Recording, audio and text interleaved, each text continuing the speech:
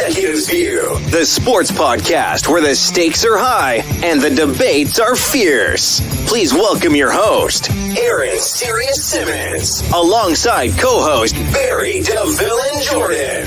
Each week, we bring you into the boardroom where the elite minds of sports converge. From the gridiron strategies to the business behind the ball, we tackle the hard-hitting questions and give you an insider's perspective. So pull up a chair and join us at the table where champions are made and legends are born. This is the Executives View. Let's get down to business.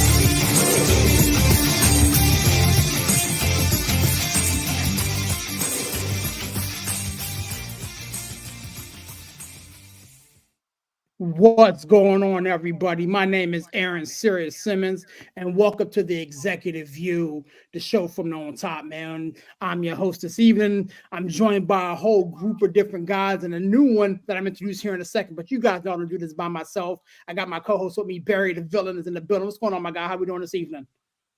Villain, I'm here. I need y'all to feel me with no hands. How y'all doing this evening? You know, man, I'm good. And breaking news is over there touching his hands. I swear to goodness, man, this guy's something else. You know what I'm saying? Yes. Chandler's in the building. What's going on, my guy? How we doing this evening, sir? Well, I got Sterling right behind the laptop snoring again. And we're going to have a conversation about that weird voice on the intro. Barry DeVille and Jordan. Come on, son. Come on, man. Yeah, man. Actually, you know what?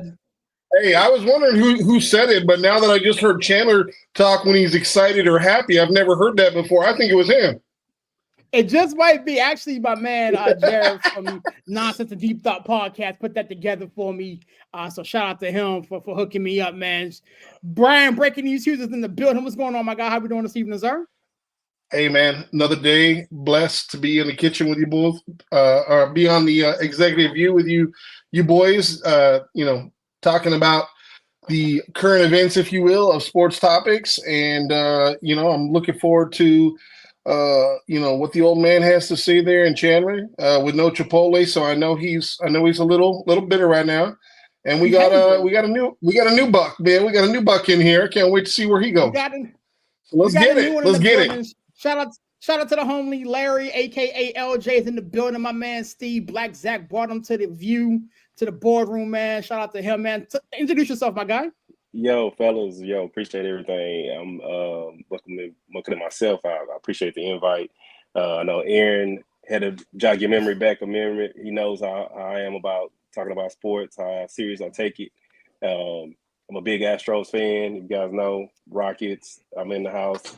Gotta get with my boy Brian. We gotta talk about these Niners and what's going on with them. But yeah, definitely welcome myself to the group. Thank you guys. No, hey, hold on. I gotta start right there. No, we gotta pause right there.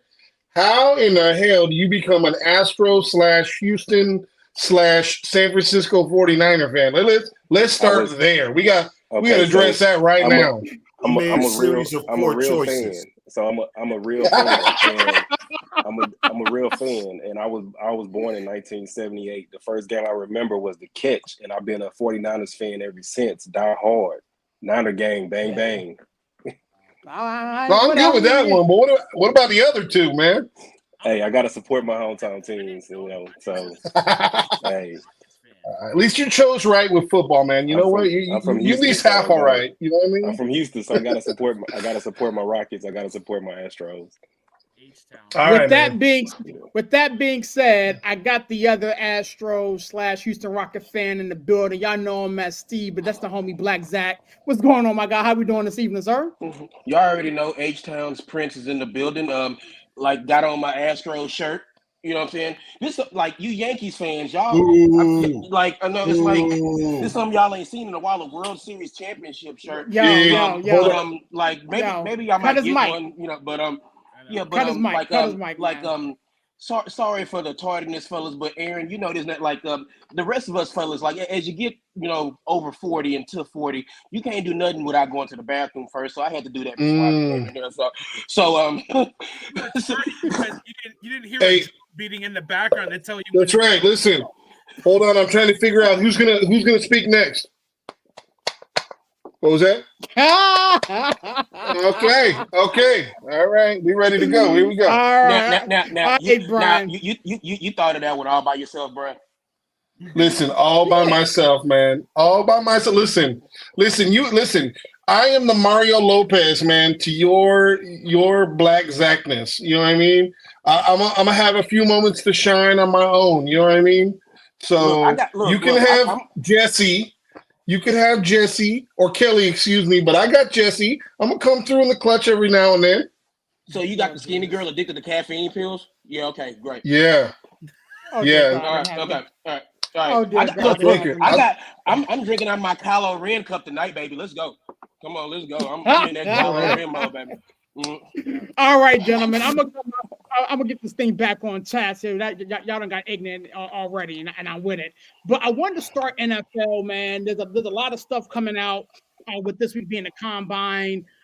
There's been a lot of, I like to say, noise coming out of Indianapolis. A lot of which I think is just that noise. But I believe where there's smoke, there's fire. And I'm gonna start with Justin Fields and the Chicago Bears. The GM said that they're gonna make a decision about where their future lies with that pretty quickly. And I wanted to bring this here before we get into the NFL free for all and the front office stuff that breaking news is probably gonna put together for us. What's going on with Justin Fields? If you're the Chicago Bears and you got the number 1 first overall pick, what are you doing with Justin Fields? Dylan, I'll come to you first, my guy. I mean, to me, I'm Dylan. Sorry, Barry. Go ahead. Villain. Go ahead, man. Breaking news, villain. And listen, I'm just used to going first. Go ahead. Oh, please. Coming up short. Listen. From a Giants fan? Exactly. Oh, I mean, damn. we beat Oh, damn. 2011. Oh, That was Lord. fun. That was fun. No, I mean, if it looks like if you're the Bears that you're trying to trade them, I think if you believe that one of these kids, May or Caleb Williams, is the answer at quarterback, and you get to reset that clock, I think you got to take advantage of it. As much as I think Fields can play in this league, and I think he's a good fit on some teams, mainly the Steelers or the Falcons, I think you have to do your due diligence to say, I have the number 1 pick. I can't pass up on that.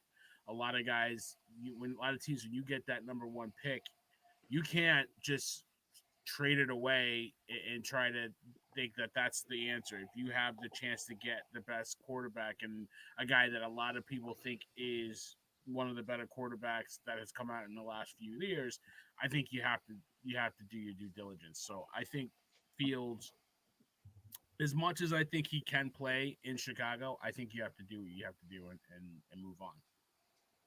I can respect it. LJ, I'm gonna give you the ball next, sir. Justin Fields is a guy who has been linked to a plethora of teams, including his own right now in Chicago. If you're the Chicago Bears, sir, what are you doing with that number 1 pick, potentially with Caleb Williams, and do you see yourself moving on from Justin Fields? Oh, Aaron, you're talking to me, LG. Yes, sir. LG. Okay, LG, my bad. He's talking to me.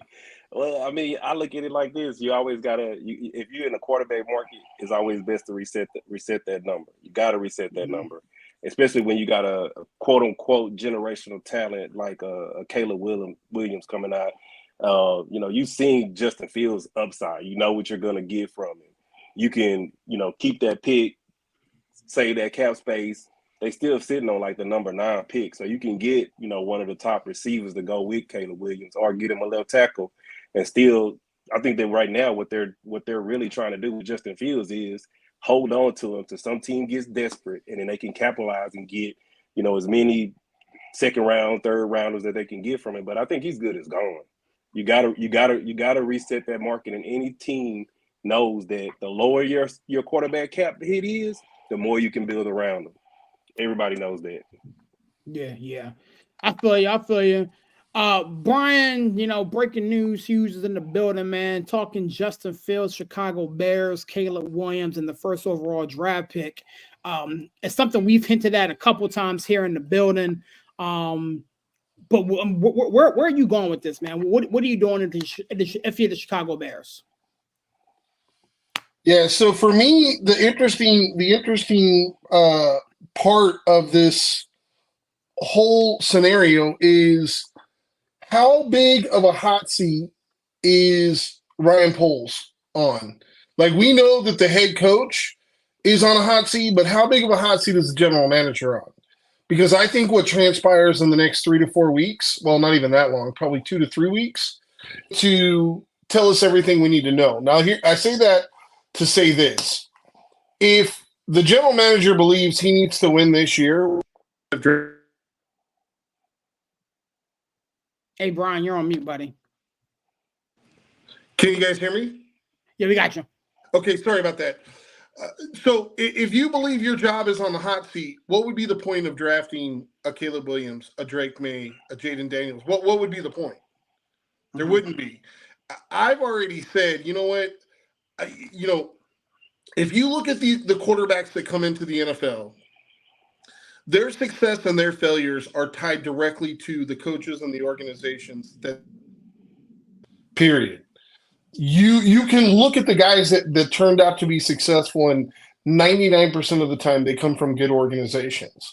It's not a wonder that Geno Smith had to leave the organization that drafted him in order to finally find some success. It's not a wonder that you look at the Bears, like this isn't the first time. People forget about Mitchell Trubisky.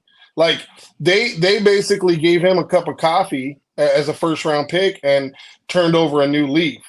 So depending on how long a leash the head coach and the general manager have, if it was me, and I understand what LG.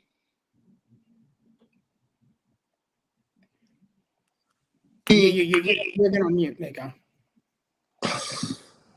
Your audio's acting up today, Bree.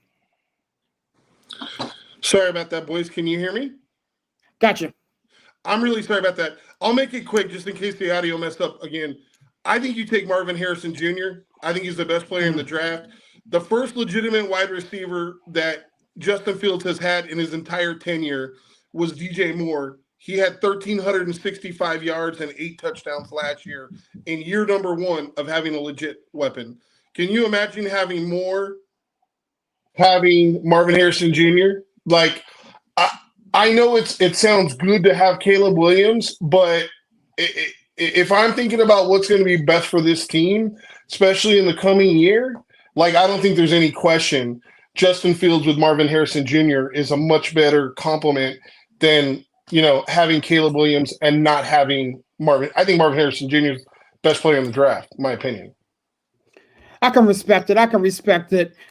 Steve, I'll come to you next, my guy. Justin Fields. I think he's on the time clock right now there in Chicago. You got that first overall pick. You hear what the gentlemen have said before you throw your little spice on it, man. How do you feel about Justin Fields and the Chicago Bears situation? So first I'll go to how I feel about Caleb Williams. I feel like Caleb Williams is a generational talent. I feel like he is the guy that you want leading your franchise. I feel like he is a guy. Now nobody can't miss. I don't like to use the term can't miss. But I tell you one thing. I do agree. Marvin Harrison probably is the best player in the draft. Best player doesn't always get drafted number 1. That's not how it goes. It's like you can have the best prospects listed, and it has to go by team needs. And I feel like the Bears need something, and what they need is some stability. And I feel like Caleb Williams will give them a more stable option at quarterback than Justin Fields will, because Justin Fields has a lot of talent, but he does have issues. If Justin Fields was the guy, then this discussion wouldn't even be had to where should we trade him? Should we trade him to Pittsburgh? Should we trade him to Atlanta? If the Bears really were behind him the way that, you're supposed to be behind your so-called franchise quarterback. I do agree he hasn't been given the tools that is needed to to thrive as a quarterback. But at the same time, I just feel like I'm a college football guy. Anybody who knows me knows I'm a college football guy. I used to stay up late and watch Caleb Williams. This kid has it all. And he has something that I feel like Justin Fields maybe doesn't have or has yet to develop. So I understand what everybody's saying about and I understand what Brian is saying about Marvin Harrison Jr. and maybe giving Fields the weapons. But then how about, you have DJ Moore, you have Kmet, you have some good pieces there on offense. So then if you put Caleb Williams at the helm, we might be cooking with some gas there in Chi-Town. Yeah, I personally feel as though potentially adding Marvin Harrison to the mix might be the move. With that being said, Chandler, I'm gonna throw it over to you, sir. Chicago, Justin Fields. You heard Marvin Harrison's name get brought up. What say you, my guy? How's this one shake out? It's a couple of things for me. It's amazing to me how we won't give Ohio State quarterbacks credit because they got all these great receivers. But Caleb Williams is the greatest thing since Caleb Williams was a fabulous college quarterback. We don't know what he's going to do in the pros. We have no idea. I know that Justin Fields went to a team with a trash offensive coordinator and a terrible head coach. And then he got a head coach who didn't want him with a trash offensive coordinator who couldn't figure out until the last half of his second year how to utilize his skill set. Yeah, so let's draft Caleb Williams into that because that's going to turn out great. The problem with Chicago is you haven't fired your coach. And you're going to fire your coach after this season, no matter who you draft. Whether you keep Justin Fields, whether you draft Caleb Williams, if you don't win at least 8 to 9 games, Eberflus is out the door. How do I know that? Because they haven't given him an extension. He's a lamed up coach. We've seen this story in Chicago before. We saw it with John Fox. We saw it with the clown before him, whose name I ain't even gonna mention because he's awful. Now he's back in KC, and suddenly Kansas City Chiefs offense looked like trash. I wonder what the connection is. Chicago offense looked like trash. KC offense looked like trash. I'm just saying. Yeah. So until Chicago decides to get serious about his coach, this is a wasted conversation because Caleb Williams is not going to do well in Chicago. He's not going to do well. My greatest hope is that they trade the pick and not the Washington. That's also something. Don't even. That's also something that I'm hearing. Them trading the pick is something I thought they would do. But before I give my opinion on it, I got Mike in the building. Mike, we are talking about Justin Fields, Chicago Bears. Talk to me, man. How you feeling? Yeah, man, I'll be honest with you. Justin Fields was a really good college quarterback also. He went to Ohio State. They were in the playoffs 2 years in a row. Lost in the first round the first year. Second year, they made the championship game. So he was a very talented college quarterback as well.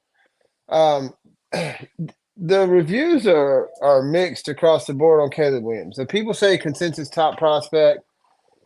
Some people say still some flaws in his game. And to be quite honest with you, we don't know for sure what the guy is until he gets to that next level, right? So that's my first thing. I mean, we just don't know. Some people thought Joe Burrow was the next Andy Dalton. Some people thought C.J. Stroud was going to be a bust, right? So we don't know until they get to this next level. But there's a lot of things. That division is good. We know what Detroit is now. Green Bay really found their legs late in the season. So we know they're going to be good. And Minnesota still has talent on that roster. So this is not a weak division. This is not either one of the NFC or AFC South that you're playing in. So that being said, to me, if I'm the Bears, I do something very similar to what I did a year ago. I turn this You don't have to trade super far down, but you could trade back even just a few slots. And you can improve a lot of different spots on your roster and continue to get younger. I think the Bears roster is a little more talented than it was a year ago, obviously. But I still think there are multiple areas that they need to improve on. That also being said, like Chandler hit it right. It took halfway through this year. And a lot of the reason why they figured out how to better utilize Justin Fields' skills is because he came to them and said, "This is not working for me. We need to try to do this, and I need to be able to be more instinctive or whatever." And you saw an improvement through the second half of the season. This guy is growing with this club, and I understand the comment, Mr. Zach over there, about not necessarily being that guy. Fine, but I don't know that we know that, and so to me. I just feel like as you're trying to build and you kind of got an uphill battle, I just wouldn't reload it at quarterback right now when you have other things to address on this roster. So I think you could get value for Fields for sure, but why do we completely restart? And especially to Chandler's point, when you got a coach that's going to be out this year, we've seen the recipe for that too. So all you're going to do is retard the young man's growth in Caleb Williams if you switch to a brand new coach after this season. So I just don't think that's the right option for them. If I were them, I would trade the pick back. I would upgrade any other place that I could on my roster, improve around the edges. Give Fields one more year. This is an improve it year. And if it's not, then you bring in a new quarterback with your new coach. Hey, Sirius, before you go, I need to ask Mike a question. When are you getting out of solitary, bro? Because I know you shanked somebody in the yard. You know, I ain't no solitary. What? Just off the camera, is the guards. Oh, is it dark in here? I don't have enough light. No, you're good, brother. You're good. You're good. You got an orange. You got an orange jumpsuit on. I got you. An orange sweater. I got you. So honestly, gentlemen, I think two things are true here. I think that Justin Fields has really never been given opportunities to succeed. And I think that the biggest issue that he has, again, I'm gonna call him Larry. Forget, I don't know my letters. My man Larry said in the chat, his offensive line has been horrible. Offensive line has been horrible, and so it's very difficult to judge the talent or the ability or the fill in the blank of a quarterback when your offensive line is pitiful. It's very difficult to judge that. Times that by the fact that he's had different quarterback coach, different coaches, different offensive coordinators. He hasn't really had a lot of talent and weaponry around him. With that being said, you miss 100% of the shots that you don't take. And Caleb Williams is projected and expected to be the reincarnation or the second coming of Patrick Mahomes. And if I'm Chicago, whether, Eberflus is a sitting duck or not, you get that man in your building. You find a way to get Caleb Williams in your building and you progress and figure out the rest of it as it comes. I don't want to hear this, well, he's a lame duck, so, this season is a lost cause. At the end of the day, you play and you coach to win the game. Listen, Eberflus was a lame duck last year. He went to the year as one of the top guys that are expected to be fired last year. He managed to figure it out, pray, do whatever he needed to do, and he's still the head coach to this day. So if he's able to get Caleb Williams in there, you're able to catch lightning in a bottle. You know what I'm saying? Hell, CJ Stroud did it last year, and nobody expected the Houston Texans to be where they were. So I'm saying you draft Caleb Williams, you move on from Justin Fields, whether he comes to Pittsburgh, whether he goes to Atlanta, whether he goes, to Washington, wherever he goes, Justin Fields goes, gets a fresh start, and the Chicago Bears keep moving. If I'm Chicago, that's what I'm doing, regardless of whether they're going to fire Eberflus or not. That's just why I'm taking it. But you're just ruining another quarterback. And the only reason I said I want them to trade the pick is for Caleb Williams' sake, not for the Chicago Bears' sake. I want Caleb Williams to have an actual real chance to blossom. So that's why I want the pick traded, because the Chicago Bears suck as an organization. They're terrible. Yeah, they do. Listen, and you hit the nail on the head, man. You know what? That guy that Chandler never wants to name, Tom Brady, how good did he look in the Super Bowl when he had no time to throw? How good does any quarterback look when they have no time to throw? He's been sacked almost 100 times in the last 2 years. Put that in perspective. He's averaging being sacked 50 times a year. Like that, if you can't protect your quarterback, like what is the expectation? And you heard when one of your top options is a tight end that's probably not even in the top 5 to 8 in the NFL, like that's his number 2 weapon. Like that's the problem right there. We're talking of Cole Kmet as opposed to saying, hey, like let's go get this kid some legitimate weapons. And I understand like what you're saying. I understand what Chandler's saying. And listen, I'm about 90% of the way through QBs. Yes, Caleb Williams is sky's the limit. But you know what? As somebody in here just said, people forget. Go back and watch Justin Field tapes when he had that sophomore season where I believe he had like 47 touchdowns and 2 picks. I mean, one of the most incredible seasons you'll ever see. And the only stigma, if you remember back then, is, well, Ohio State quarterbacks don't really play well in the NFL. That was the stigma. That's why he dropped to number 11. That's why he didn't go to San Francisco at 3. That's the reason why they took Zach Wilson over him. And you know what? To be honest with you, when you look at Lance, when you look at Wilson, when you look at all these guys, he's better than all of them. He's better than all of them, and he had the worst situation out of all of them. So all I'm saying is I would like to see the kid, whether it's on this team or another team, be given a legitimate shot. You know what? It was wonderful to see them actually give him a weapon in DJ Moore. Now maybe perhaps try to improve your offensive line so that he can maybe count to 2 Mississippi before he gets smacked by a D lineman. So you're on the side of keeping Justin Fields and trading the first round draft pick. I'm on the side of, for me personally, I think it's much harder to acquire a ultra talent at quarterback. I agree with you, but I also think that if you take a guy like, people forget Derek Carr, Alex Smith, all these guys were number 1 overall picks that absolutely got their confidence and their whole character makeup just completely destroyed because they went to an organization that wasn't ready to handle having a franchise quarterback. What CJ Stroud did is not the norm. It's very rare that you go to a team that is a 1 or 2 win team and you put the quarterback in and all of a sudden, boom, they're a playoff team. You got to build from within. Like we all played football here. We all know you got to build in the trenches. You got to build the O-line. You got to build the D-line. You got to be able to stop the run. You got to be able to run, right? That's gonna be a young quarterback's best friend. This team, like, when's the last time you remember them being good at running the ball? When's the last time you remember them having a star anything? Like they that's what I'm saying. So they haven't done the kid any favors is all I'm saying.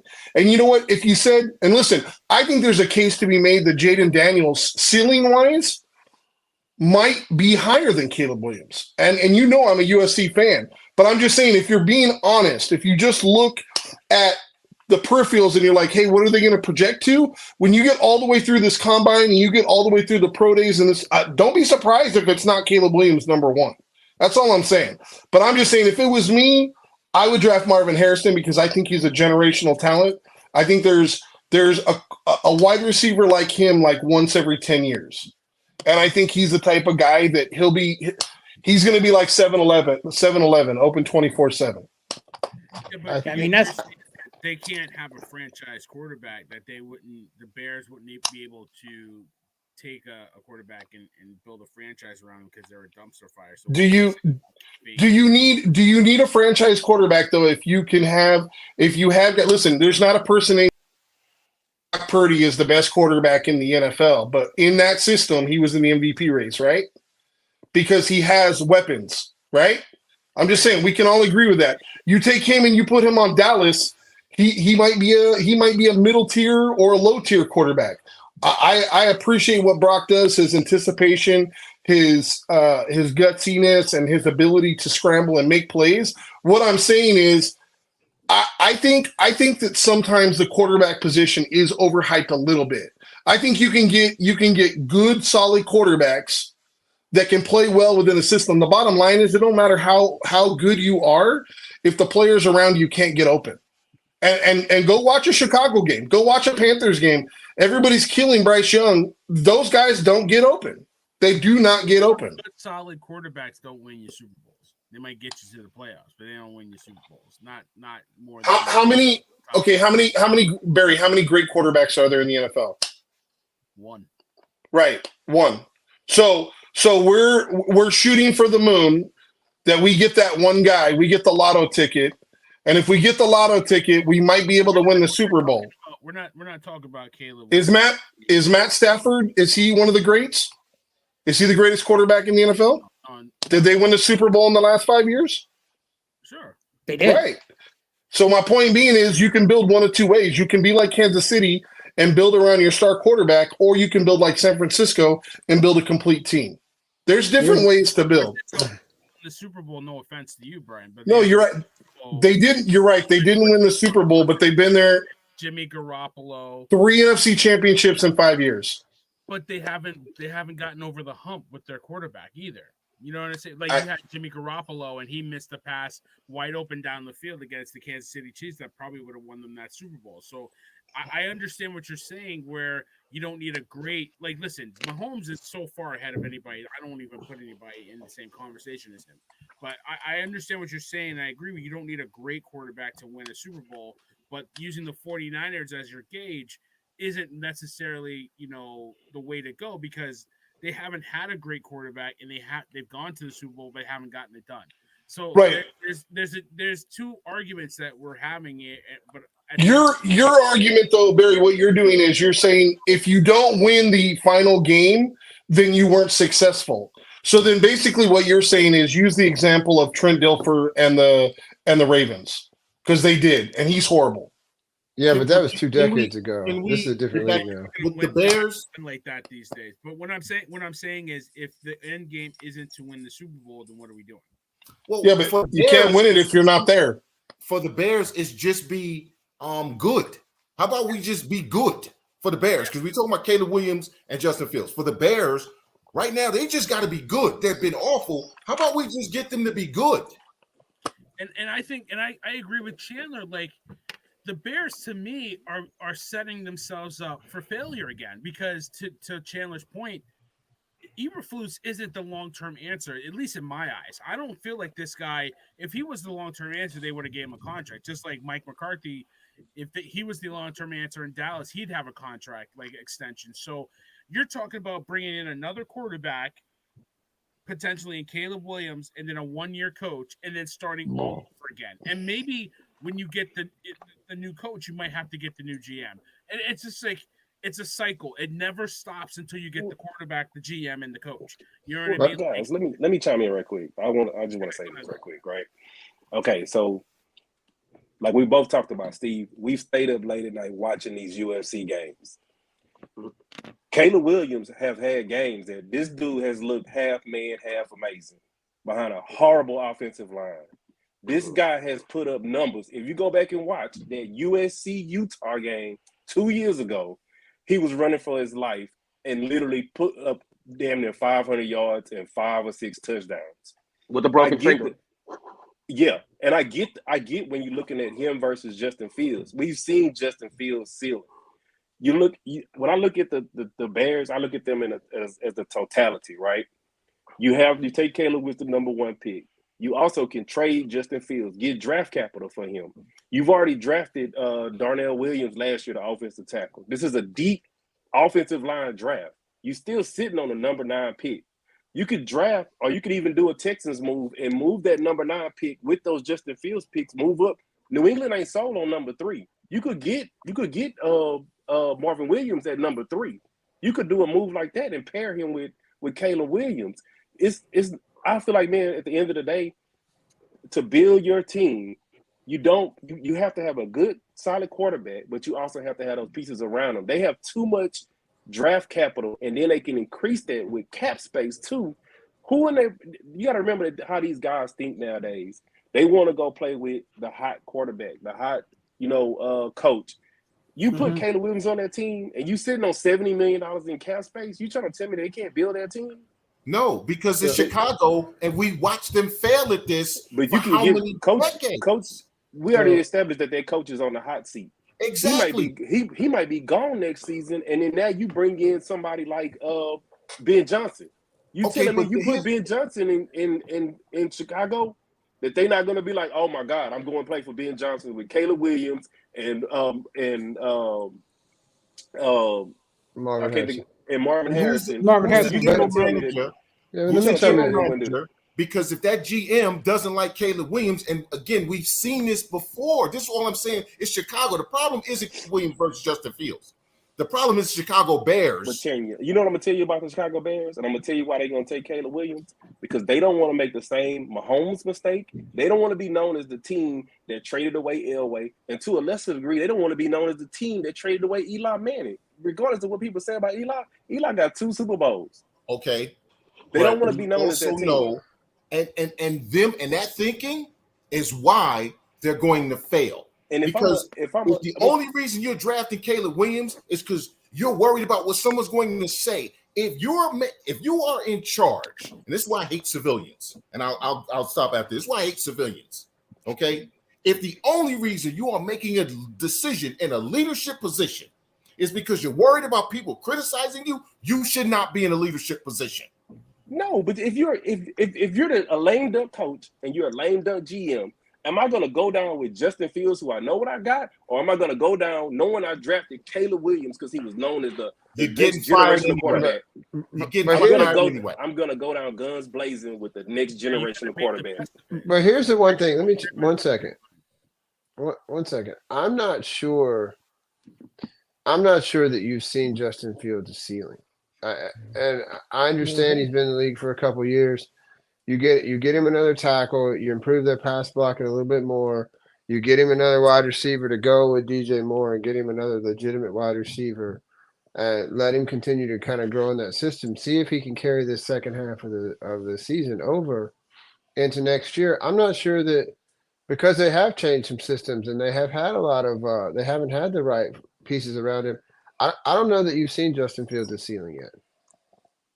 But here's my problem, and I think Justin Fields, you can build a team around him. I think he deserves better out of Chicago. I think the situation in Chicago, it's been a mess for the last couple years. The coaching, he hasn't been coached up properly. The coach didn't even realize how to use him until year 2, halfway into his second year of how to use him at quarterback. I mean, if you can't figure out that this kid is all world talent, that you can move around the pocket, like he didn't even figure that out. So I think he deserves better in a different situation. But I haven't heard anybody in that organization say what you just said, Mike. We don't know his ceiling. I want to build around this guy. This is my guy. I haven't heard. It's what they're not saying. It's what they're not saying. I'm not saying that's speaking volumes to me right now. That's why both sides divorce, give Justin Fields a better situation in Pittsburgh or Atlanta, and then you guys go on, reset, go with another quarterback. That's why I feel like it's over, because they haven't endorsed. Say what you want about Daniel Jones, and I for me, it's one and done for this kid, 1 year and out. But at least Joe Schoen in public is saying, I still believe in Daniel Jones. I haven't heard anybody say that in Chicago. That's Tommy DeVito. Yeah, that's what I'm saying. It's not about Caleb Williams. It would make sense to draft Caleb Williams if it wasn't the Bears. If it wasn't the Bears, I would be on board with drafting Caleb Williams. I don't trust that general manager or the coach or that organization, because here's what's going to happen. Halfway through next season, they're going to start questioning Caleb Williams because of how badly they look because of poor organizational coaching. Yeah. Yeah. Well, and that being said, in a lot of ways, if quarterbacks go 1, 2, 3 this year, and they may not, but if they go 1, 2, 3 to the 3 teams that are in those top 3 spots, I really worry about the future of all three of these quarterbacks because you look at what's going on in Chicago. We've talked about that today. You look at what's going on in DC. New system, maybe they'll get it figured out. And then you look at like the number 3 pick, New England. You're right; they're not sold on that. And if I'm New England, I might consider trading down and trying to acquire things too because there's tons of holes on that roster.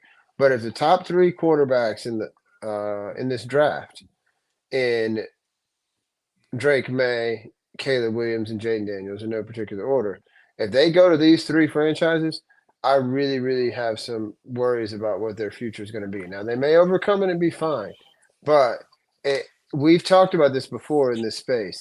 It does matter. The fit matters a lot as far as where these guys go.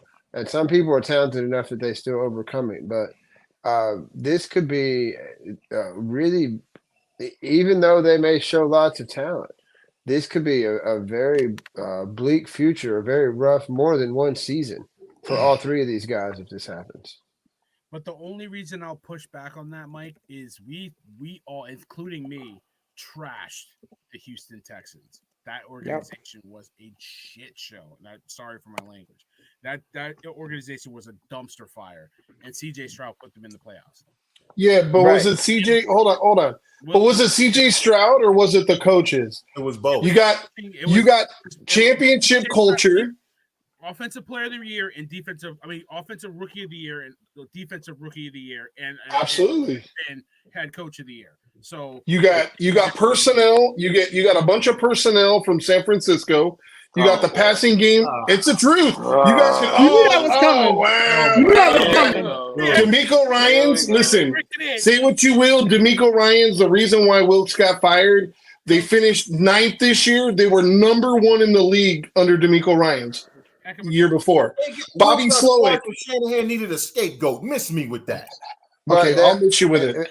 And they also had, but they also took another top 10 pick on defense, so they did more to upgrade this roster, and they did have the right coaches in place. And yes, let's be quite honest, the AFC South is not as difficult of a division to try to make it out of as the NFC North. And Barry, you're right. I understand the pushback, and that's why I'm saying it very well won't happen to all 3 of them. But I'm just saying there's got to be some significant worry that it could happen to at least 2 of these guys. It could, and I'm going to tell you right now, if Marvin Harrison falls to number 4 to Arizona, I'm going to be pissed. Hey, Steve, talk to me, man. I see you sitting there itching, man. Talk to me, dog. Well, no, I mean, it's just like I'm not even going to like acknowledge the thing. Like so, check this out. Okay, so DeMeco Ryans drafted by Houston Texans, but I guess he learned everything he knows out in San Francisco. But seriously, though, it's like you need a culture reset in Chicago. Okay, this is what happened with a CJ Stroud. I mean, and there's a saying in Detroit, SOL, same old lines until they weren't. Because we all laughed at Dan Campbell with the biting kneecap stuff at the press conference, stuff like that, but he changed the culture in Detroit. And you need to start somewhere. And look, Eberflus might not be the guy. It might not be him, but if you draft a guy like Caleb Williams, it shifts the culture. It shifts the way of thinking. It might get some people like, well, no, and maybe the Bears are serious now because like now we're getting this guy who appears to be just a top-notch talent or whatever like that.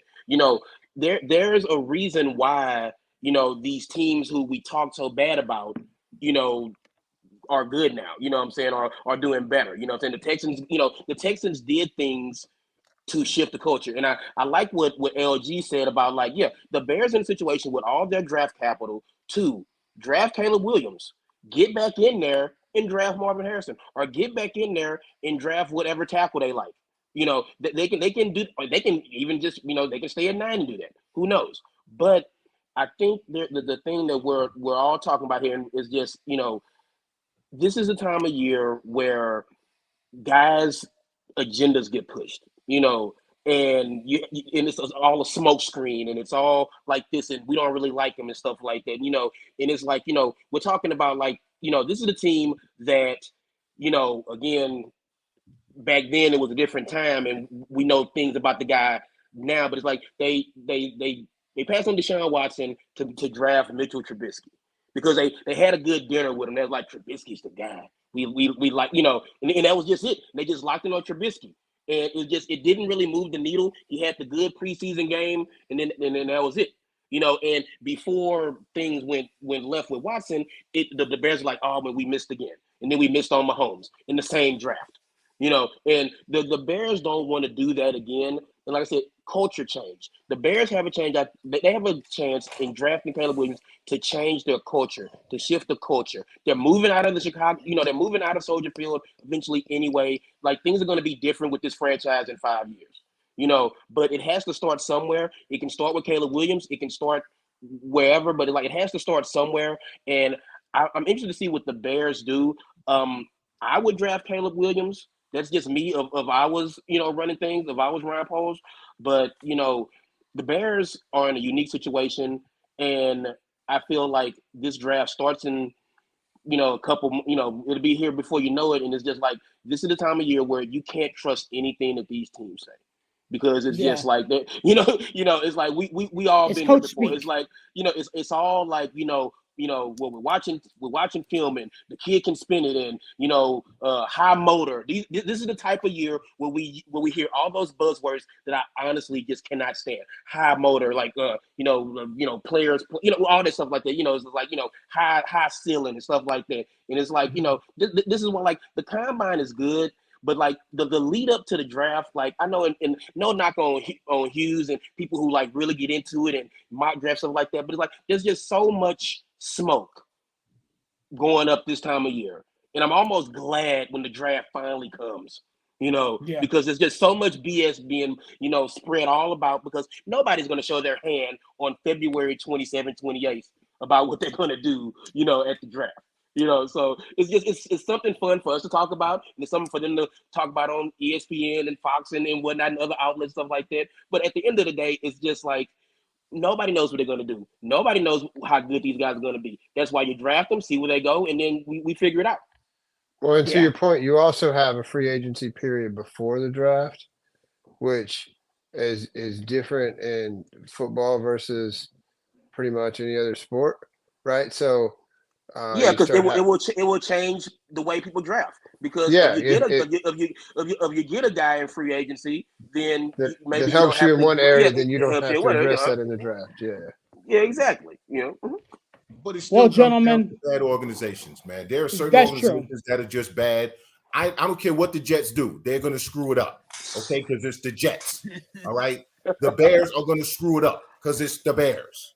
So, but it's an opportunity, Chad. It's an opportunity to shift the culture. Like I said, has the ownership changed? Has the ownership changed in Chicago? Well, the ownership would never change in Chicago. So okay, I mean, then nothing's going to change. Yeah, then nothing's going to change. Ain't nothing going to change.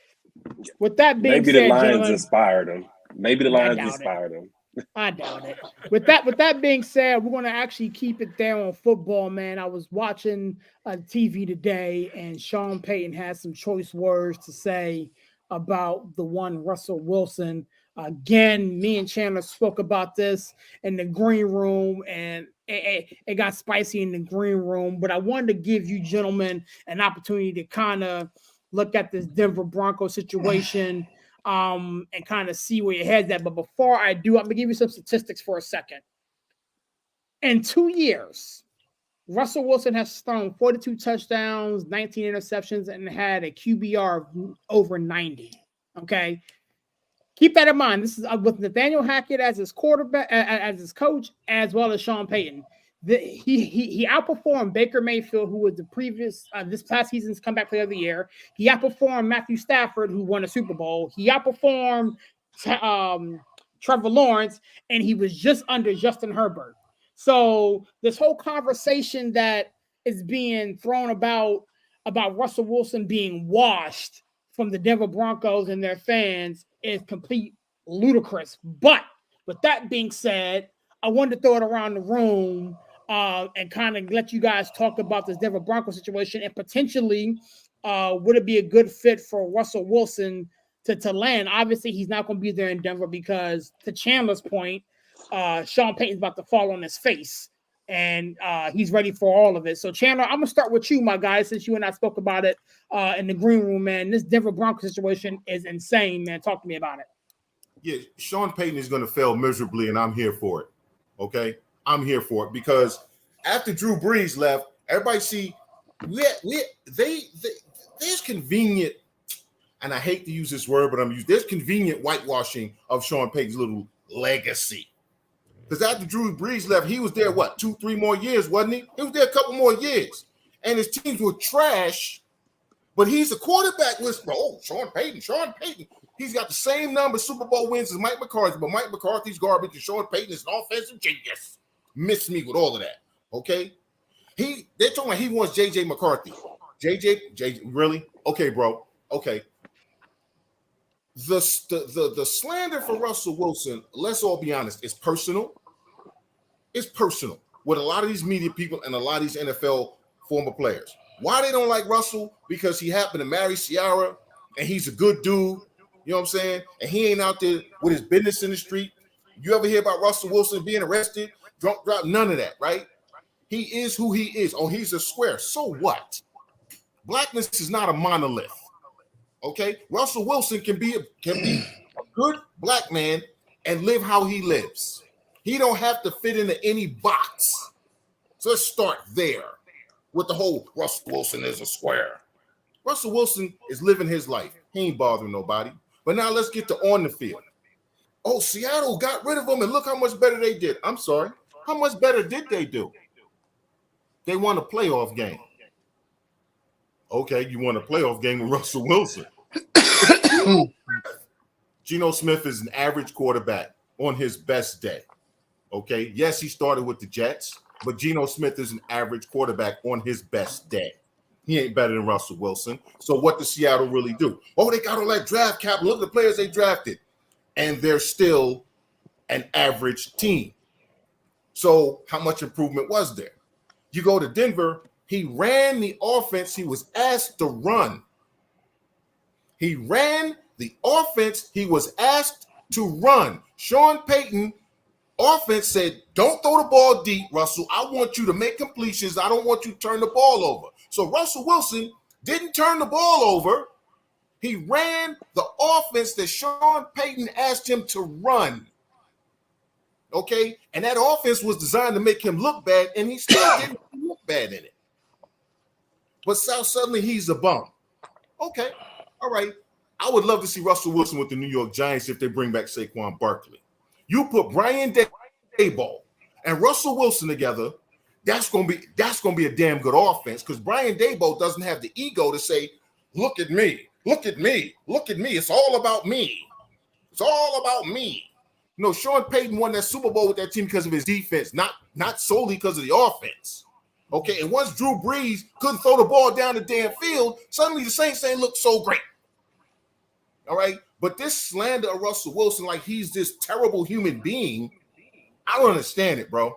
I really don't. Because you know what? Where's the slander for the sexual for the sexual assaulter, the 27-time sexual assaulter Deshaun Watson? All right, how about we give him some damn slander and not slander somebody who ain't bothering no damn body, all he's doing to living his life and raising babies. Yeah. That's good. Yo, talk to him for a little bit, Chandler. Talk to him for a little bit. Right, Mike, I'm gonna come right to you, my guy. You know, your man Sean Payton. Wait, no, not my nothing. All right, it's about to stick his foot in his mouth. Yep. You know, and I hope he swallows every bit of it, fungus and all. Listen, at the end of the day, and I said this, I appreciate what Sean Payton and Drew Brees together were able to do in New Orleans because they took a franchise that had only won one playoff game and made them perennially in the playoff conversation. Now, they didn't make it every year, but they were at least entertaining to watch and whatever. However, Sean Payton at times did get too much credit and at times got full of himself. And the way that he exited New Orleans and the way that whole thing was handled with him was trash. He didn't feel like coaching anymore or whatever. And then, he's on the next thing smoking out to Denver. Here's the deal. When Denver got Hackett, they signed Russell Wilson. They brought him over because they were a quarterback away. We talked about this before in this space many times. Be careful with that whole quarterback away mantra because then once you get that quarterback, if it doesn't work out the way you want, that quarterback that you were one quarterback away from is going to get all the blame. So that's what happened. They fired the coach, but a lot of blame went to Russell Wilson because they gave him this big contract to come in here and be this franchise saver. There were some things that were wrong with Hackett as a head coach and with that offense and whatever. Now, Sean Payton was inappropriate in the way he came in talking about all that at the beginning of the year. And Denver showed you some flashes this year. I mean, they finally beat Kansas City for the first time in, I don't know, 15, 16 tries or something stupid like that. But at the end of the day, this is still a team that is in a lot of salary cap trouble. If they don't find a way to trade him or do something with Russell Wilson, they're going to take a huge hit on their salary cap. They're probably next to the Saints, one of the most cap-strapped teams in this league. And so I think the whole thing was handled wrong towards the end of this season. And to Chandler's point, you're trying to dink and dunk. You're not letting this man throw the ball down the field. We've all talked about Russell Wilson in this space, and how many times have we mentioned one of Russell Wilson's best qualities is he throws a great deep ball. That's one of the things that he does as well as anybody in the league is throw a deep ball, and you didn't take advantage of that skill set at all. Great coaches not only have good schemes, but great coaches adjust schemes to match their personnel and their players. When I saw Russell Wilson not taking any shots down the field, it told me that Sean Payton believed that his scheme and what he wanted to do in Denver was bigger than any player. And I understand need.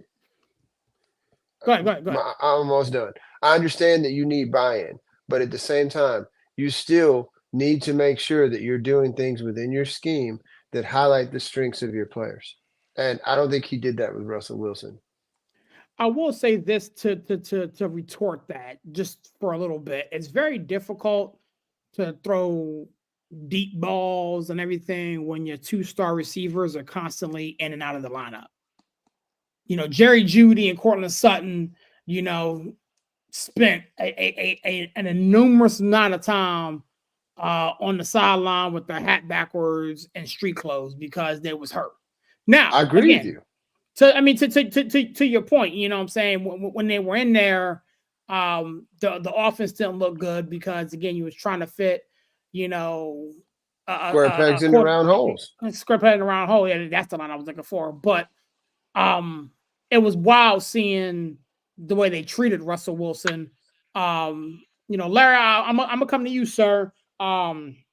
This Denver Broncos situation is getting messier by the second. I still believe Russell Wilson can play. Clearly, he's not going to be in Denver. But what say you about the situation that transpired this past year with the Denver Broncos and Russell Wilson and all that? Okay, so I'm gonna try not to be too biased because I am a Niners fan, but I'm unlike Chandler. I'm not gonna hate on Russell Wilson because of the person that he is. You know, is he a stand-up guy? Yeah, he's a stand-up guy.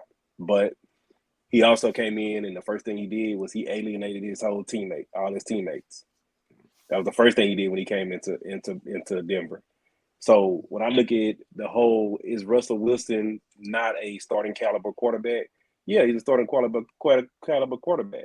But as a Niners fan who's watched many of the Seahawks games, the thing with Russell Wilson is, and it drove Sean Payton crazy, and that was the reason why they wanted him out of Seattle, is he can't play within an offense. He can improvise, he can run around, because the thing about Russell Wilson, he's barely 6 feet tall. He can't see over the line to throw those deep shots unless he's running around everywhere, unless he's improvising. And that's the one knock on him. And that's the reason why you see these games where he's throwing balls in the ground. He doesn't really know the offense to know how to, you know, time that play. He wants to run around. He wants to, I guess, be Russ and let Russ cook. Aaron, you know, we've been playing fantasy football for how many years? You know when Russ cooks when he's playing bad defenses. He's been doing it even in Seattle. If he's on your team and he's playing fantasy football and he's playing a top 15 defense, Russ is getting cooked. Russ is putting up 400 or 500 yards when Russ is playing bad defenses. He's doing the same thing he's been doing in Seattle, the same thing he's doing in Denver. And with some coaches, that's that line that leash that you got because you won a Super Bowl ain't gonna go as far as it did with Pete Carroll that is gonna go with Sean Payton. Now, I am gonna say, just like everybody else say, I think Sean Payton do get a little bit too much, credit that he don't deserve. Like I'm a strong person that I say that Drew Brees is overrated. Drew Brees got too much credit that Drew Brees don't deserve. But they played in an offense that was friendly to Drew Brees. Did they get a couple of breaks to win their one Super Bowl? Yeah, they got a couple of breaks. We all need breaks. But at the same time, when you look at Sean Payton as a whole, the Saints sucked for many years. And Sean Payton was there. The Saints sucked for many years after Drew Brees was gone. I mean, I'll be honest with you. They had seasons that Drew Brees was throwing for 5,000 yards, and they still sucked. So I think that they gave, like I say, they gave him this quarterback whisperer title when he really hasn't earned it to me. And now they put him in Denver, and they're thinking he's going to be the saving grace, and he isn't the saving grace. But now Russell is becoming a little bit of a scapegoat.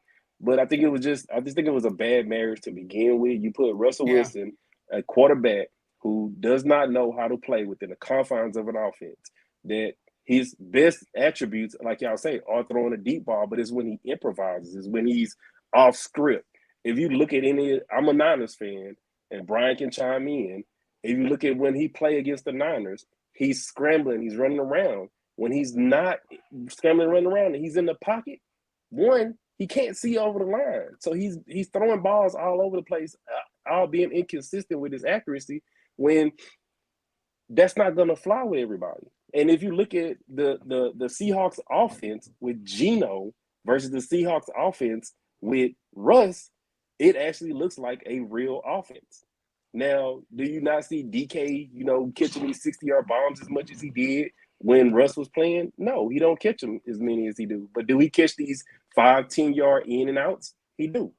Do you see Lockett? Lockett is actually a way better receiver with Geno than he was with Russ, because Geno is more accurate. Geno plays within the offense.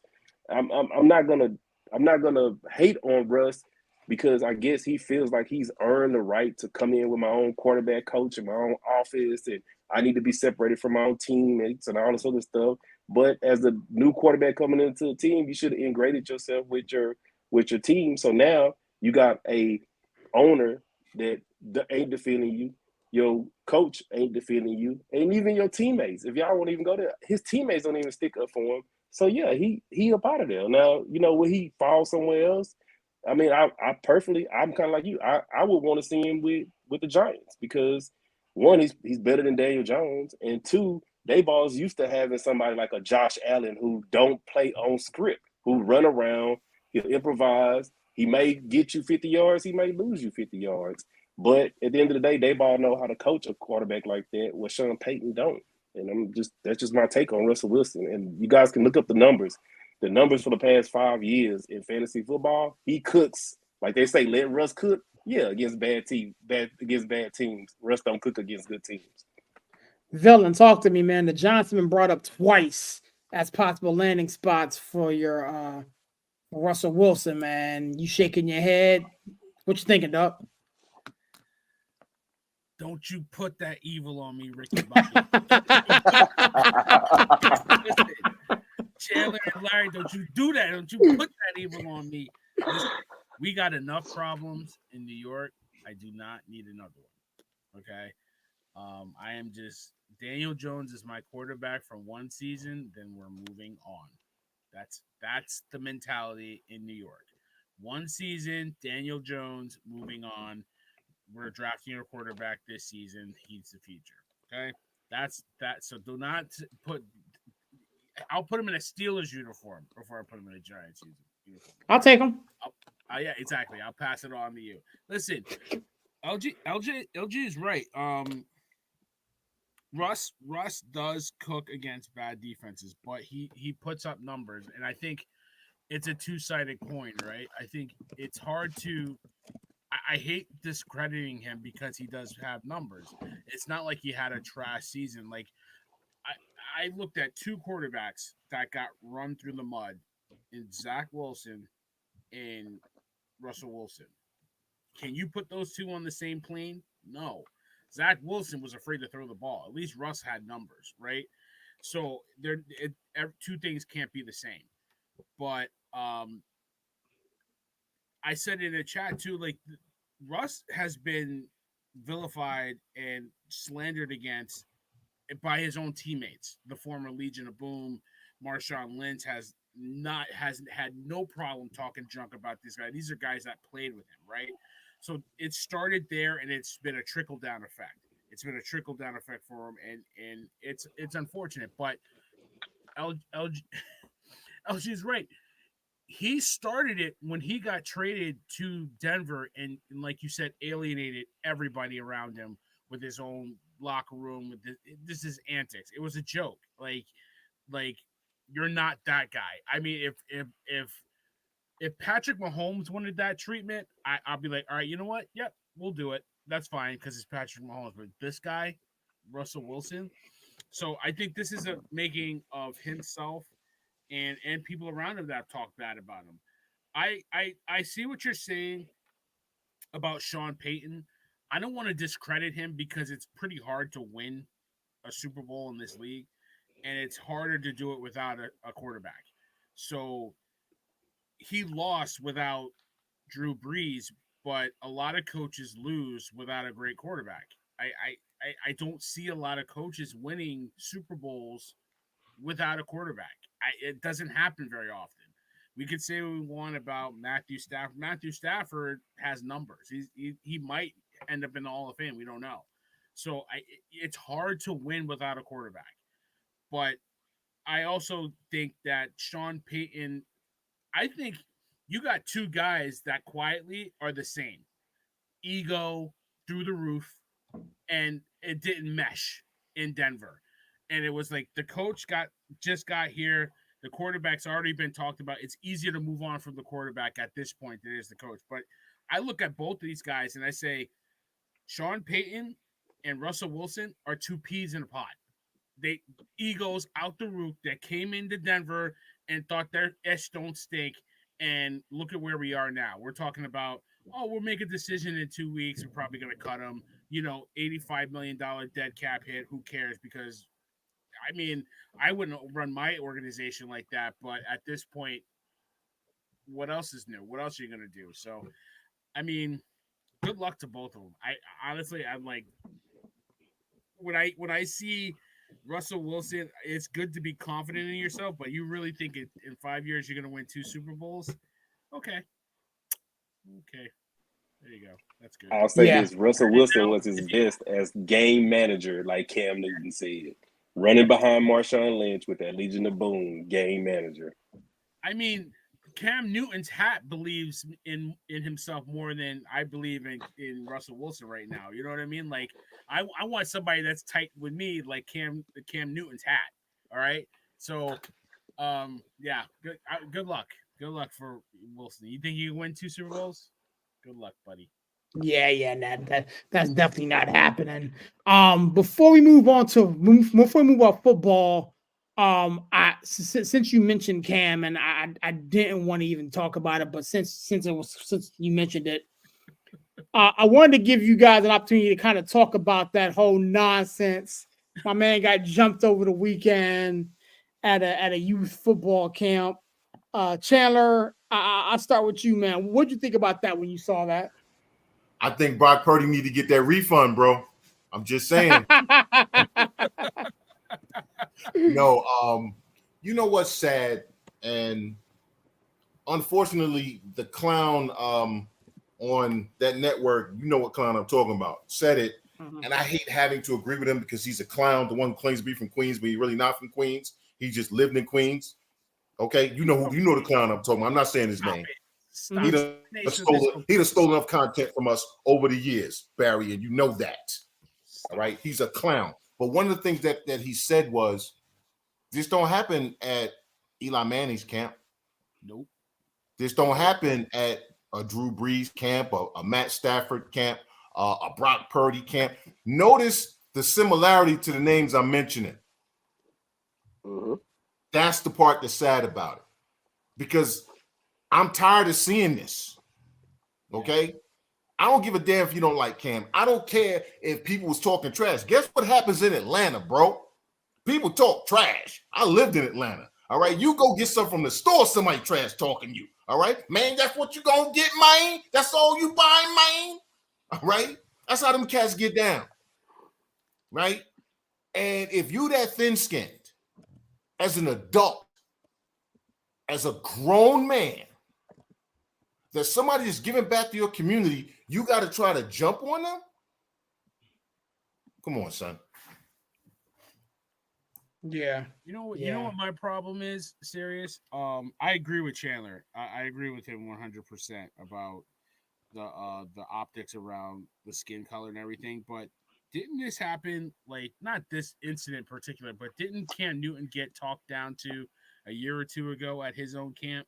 Like a kid was talking, it's like, that's why you're not in the league. Like, I think it's a racial thing a little bit, but I think it's a generational thing. I mean, you're looking at that, like, these dudes really, Twitter and Facebook and everything's got you bold. Like, you really think you can talk to people any type of way and show them any kind of respect or disrespect, for that matter, more so, because you can post something on Facebook and not put your name on it, put your face to it, and then you got into it in person with them because you thought it was all good, like it was all good just a week ago. I mean, talk to them, hoes. Yeah, exactly. I'm not a big Cam Newton fan. I respect him, but I think some of his. I'm just not a big Cam Newton fan, but I as a grown man wouldn't disrespect him like that. You know what I mean? Like I wouldn't disrespect you guys like that. Oh, well, maybe Brian, because Brian sometimes. I mean, with the 40, I'm serious. I'm serious. You know what I mean? Like I would want people to treat me how I treat them. That's just how I was raised. So it's just it's a generational thing. These kids and the youth and these guys. It's just that social media age where I don't have to put my name on it, and you had to put your name on it when you did it. You said it to his face at his camp, and Cam Newton in his hat came to play. Yeah. I'm gonna go ahead and throw it at Steve, man. If you want to chime in about Russ, because I did miss you on that Russell Wilson talk. You can kind of kill two birds with one stone, man. But this whole Cam Newton thing has me feeling some type of way. But I want to see how you felt about it. But if you want to go ahead and talk about Russ as well, go ahead, my guy. Yeah, I'll make my Russ thoughts very quick. I mean, I got 4 things about Russ. I was like, well, I was thinking about it because, like, I have family out in Colorado, so they're big Broncos fans. So I talk about this with them all the time. And I told my uncle this. I was like, Russ isn't cool. You want your quarterback to be cool. You want your quarterback to be the coolest guy on the team. The quarterback is the guy who, dates the prom queen or whatnot, or the supermodel or whatever like that. But he has the R&B star, like stuff. But he has that. But he's still like not cool, But he's been in, like, he was in the Entourage movie or something. But he's not cool, And I put cool in quotation marks. It's just like, he has to be a certain type of guy for people to be like, oh yeah, I like Russell Wilson, but it's like he's not. He's he's just Russ, and he's not hood or whatever like that. He's just a dude who go about his business. He play his ball. He got the the superstar wife. He got the money, the accolades, stuff like that. And people don't like that he's not cool. That just because you wouldn't want to go out with him and hang out with him doesn't mean he's not a good quarterback. And I feel like people don't like that. Second thing, the whole let Russ cook thing. It's like that alienates people too. It's like, well, I'm gonna do me because Russ gotta cook. It's like screw what you saying. Like, Russ gotta cook. You know why? Which off to a bad start because Russ not cooking. All this running the ball and all this short passes. No, Russ gotta cook. And it's like, no matter what else is going on, Russ gotta cook. And then he just everything be damn. Russ gotta cook. The third thing. Russ's contract. A lot of people don't like that contract. That contract is a big albatross around the neck of the Broncos. And Broncos fans from jump, that contract is ridiculous. And I know that the new ownership got more money than anybody. They got deep pockets, some of the deepest pockets that ever existed in history with that Walmart money. You know, that's just money. That's an ATM machine that they got. But still, it's like that's a lot of money to give to a guy, and you didn't get the results. Again, like my man Mike said, like when you're a quarterback away, you get the guy, and you don't get that Super Bowl. And that leads me to my last point. They hired Hackett because they thought he was going to draw and attract Aaron Rodgers. Russell Wilson isn't Aaron Rodgers. Broncos fans, supporters, they wanted Aaron Rodgers. They didn't get him. He was plan B. They gave up, the whole farm to get him, gave him all that money. And then the returns on that weren't what, Broncos fans in the front office wanted. And then that's a big reason why they are kind of, with the new ownership, that's why they kind of just cutting their losses and just saying, you know what, let's just, like I talked about earlier, let's shift the culture, let's hit the reset button, and let's go a different direction. So that's my stuff about Russell Wilson. Now, Cam Newton, oh boy. So, it's a shame that stuff like this happens, and I'm going to use a term, and I hope Brian doesn't get offended. It's a shame that this happens at our camps, at our events, at our functions, and our graduations.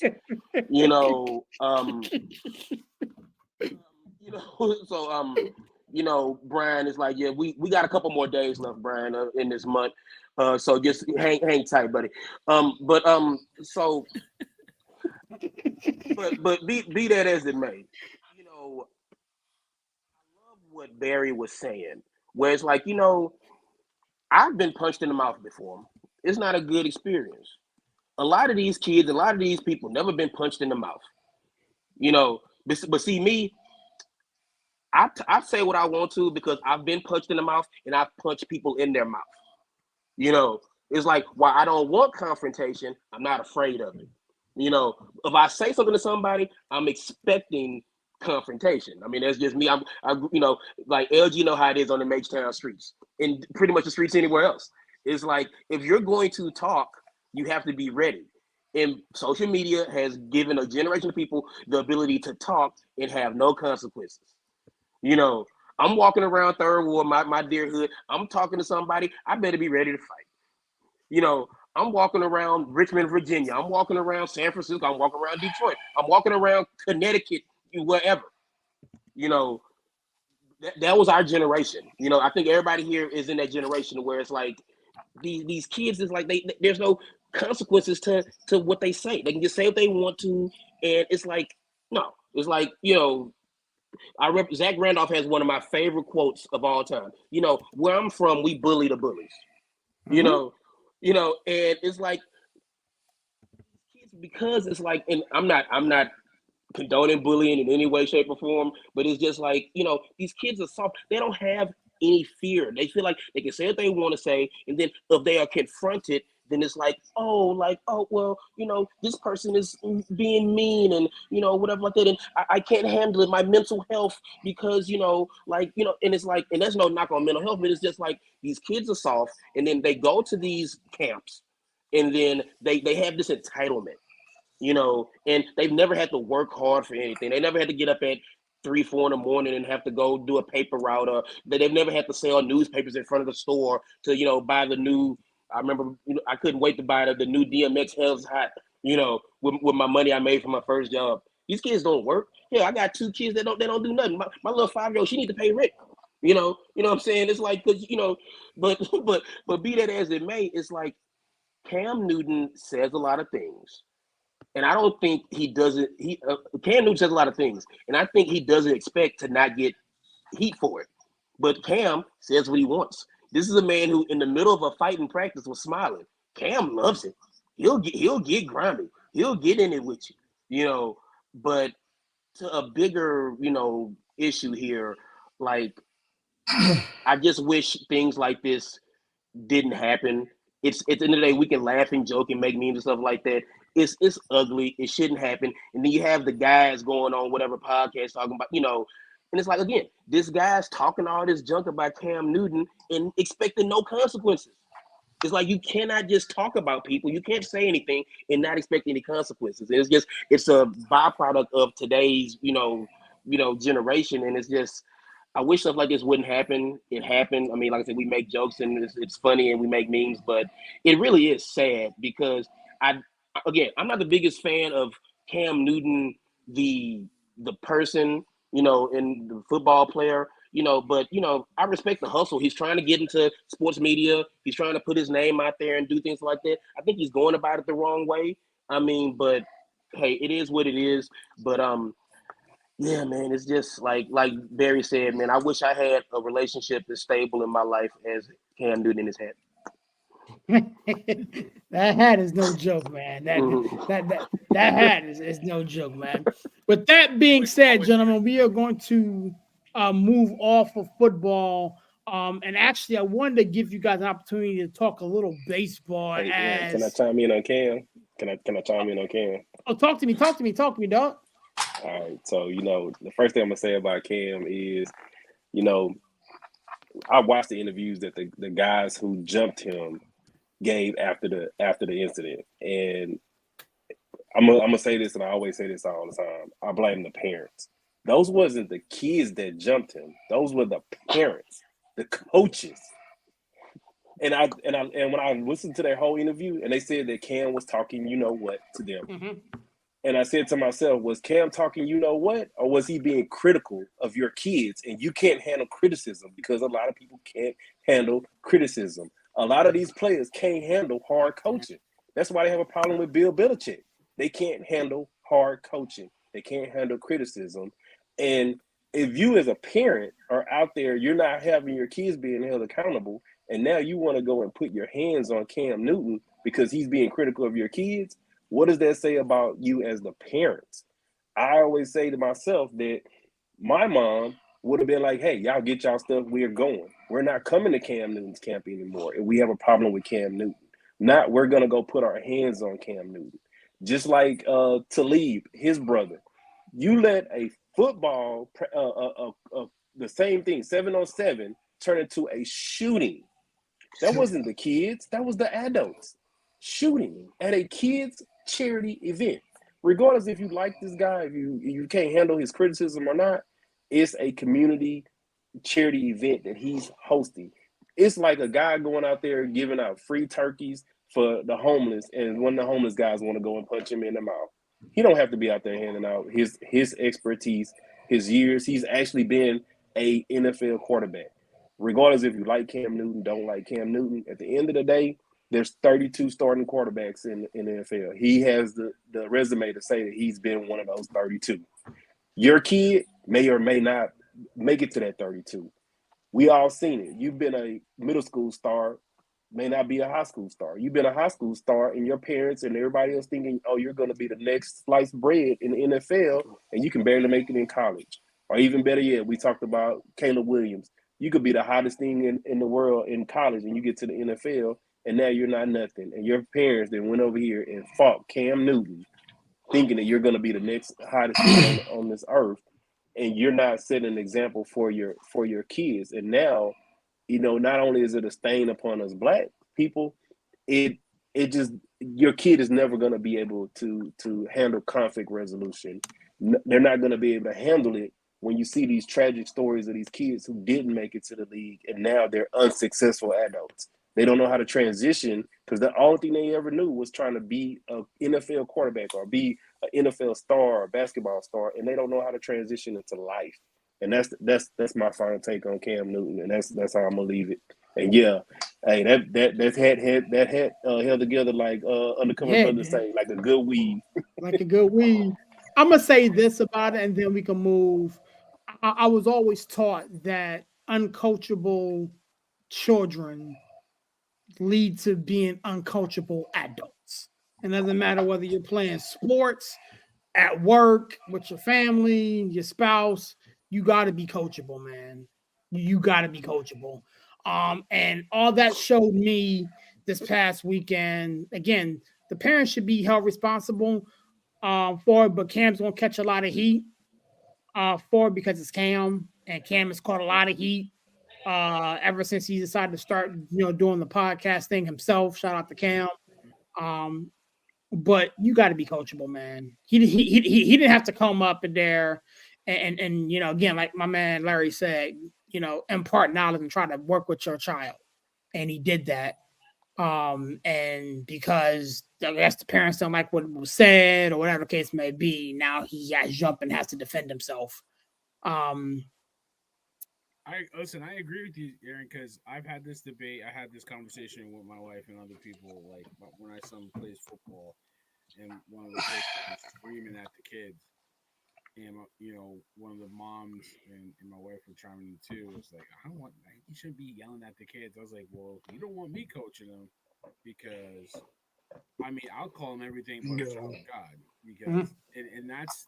And it's not me belittling the kid, embarrassing him, but you need to be called out when you're doing something wrong. It's not an entitlement type of thing where you're supposed, like, I got people that think they're supposed to come out of college and earn $50,000 to be a manager. No, you start at the bottom and then you work your way to the top. Like, life is hard, man. Life is hard. Like, life ain't gonna take it easy. Oh no, here it's okay. Nah, man, life ain't like that. Like, I got one, like, for basketball, one kid came down the court, just threw it up, and didn't make an open pass, and the coach yelled like, "Hey, the kid is open, throw it to him!" And then the kid started crying and wanted to come off the court. Like, whoa! And then the coach had to go coddle him and like calm him down because he was crying. Like, I'm like looking at him like, you can get off the court and not go back on the court. Because go back on the court. Yeah. Lesson. Like, it's you're so right, Aaron. It's not only the kids being coddled and such a desensitized and sensitive mentality that we have. Now it's like you can't be in touch with your feelings. But no, like, nobody cares about your feelings. Life is hard. You need to toughen up too. Like, yeah, you know what I mean? Like, yeah, man, it's the parents, man. I totally agree with you. Like, you guys hit it on the head. That's why I debate if I'm going to go back to coaching, because I don't know if they can handle a villain. Yeah, Brian, talk to me, man. I just had a couple comments.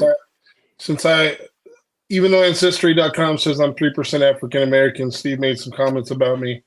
And apparently I'm not able to talk about Russell Wilson or Cam Newton.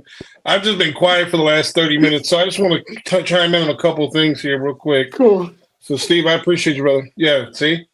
You thought it ain't my month, but it is my month. Hey, no, for reals, LG, like, hit the nail on the head, man.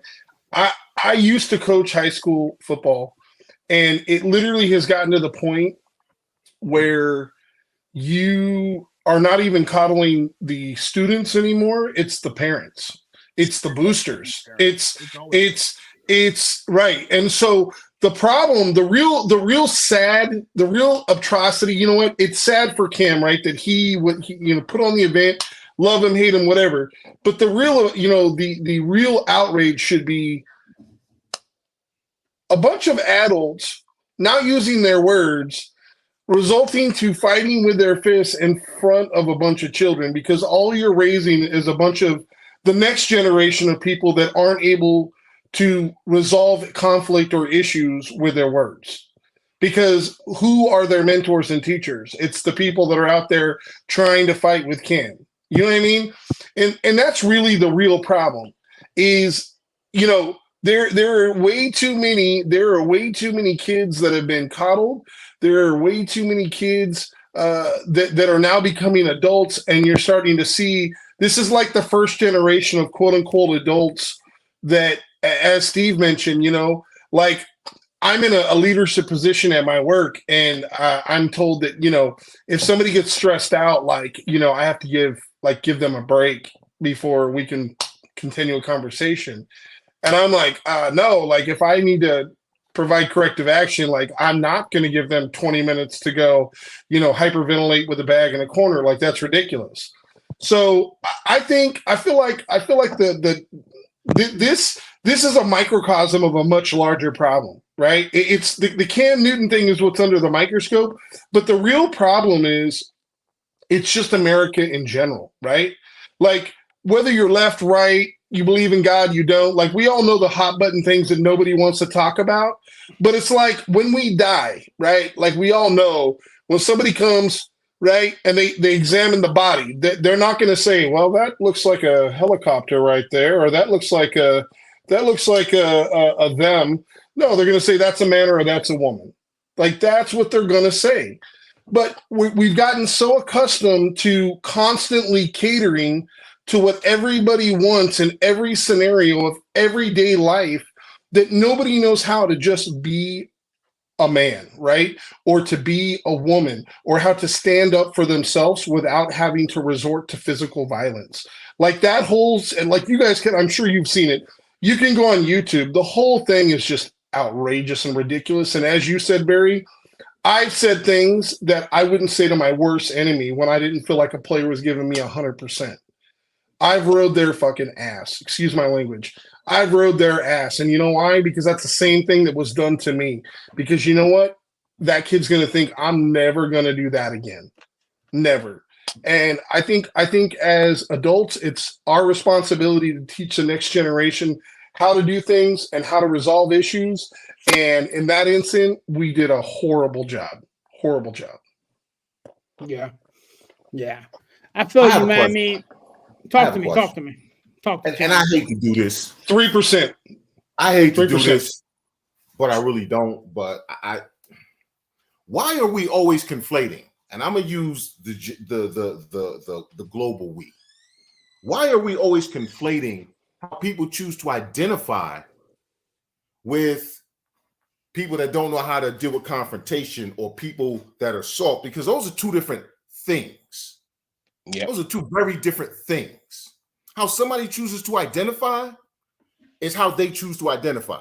I know a whole lot of people that choose to identify as they, them, that love to throw them hands, okay, but can also walk in a boardroom and talk to Fortune 500 executives, okay? They know how to confront verbally as well as physically. So let's not conflate those two things. We can just say that there is a generation of people out there who don't understand the concept of confrontation being good. See, because confrontation is good. Confrontation brings results. I don't have to agree with you. Okay, we can confront each other and have a conversation and exchange information. And whether we agree or not doesn't matter, because we've done it the proper way. I said this, I just confronted Brian. Ain't nothing wrong with that. You understand what I'm saying? I made a point, he made a point. So both of us got something out of it. We got a generation of people that don't want to confront anything, all right? But let's not conflate that with people saying, I identify as X, Y, or Z. Yeah. Because in my opinion, those are two different things. Understand, and all I was getting at, Chandler, and you're absolutely right. Well within your right to have an opinion on that.